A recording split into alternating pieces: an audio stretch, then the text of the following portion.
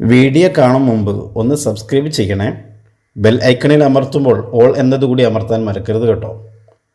5 നേരത്തെ നിസ്കാരങ്ങൾക്ക് ശേഷവും സൂറത്തുൽ ഫാത്തിഹ നാം ഓതുക. ഓരോ വഖത്തിലെയും നിസ്കാരങ്ങൾക്ക് ശേഷം 20 പ്രാവശ്യമാണ് നാം ഫാത്തിഹ ഓതേണ്ടത്.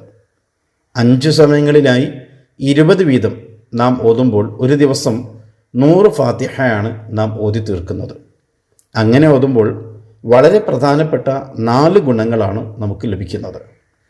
1. മാനസിക വിഷമങ്ങൾ അകന്നുപോകും, ടെൻഷൻ ഉണ്ടാവുകയേയില്ല. 2. ഭക്ഷണ വിശാലത ലഭിക്കും, ദാരിദ്ര്യവും പട്ടിണിയും നമുക്കും കുടുംബത്തിനും ഉണ്ടാവുകയേയില്ല. 3. കുടുംബസമേതം ഇഹപര സന്തോഷത്തിനുള്ള വഴി എളുപ്പമാകും, കുടുംബത്തിൽ ഐക്യവും സ്നേഹവും ഉണ്ടാവും. 4. ഐശ്വര്യ ജീവിതം ഉണ്ടാവും, സാമ്പത്തിക ബുദ്ധിമുട്ടുകൾ കടങ്ങൾ ഉണ്ടാവുകയില്ല, ഉള്ളത് വീട്ടാനുള്ള മാർഗങ്ങൾ തെളിയും. എന്നാൽ പിന്നെ തുടങ്ങിയല്ലേ ദിവസവും ഫാത്തിഹ ഓതാൻ. അല്ലാഹു തആല തൗഫീഖ് നൽകട്ടെ. ആമീൻ.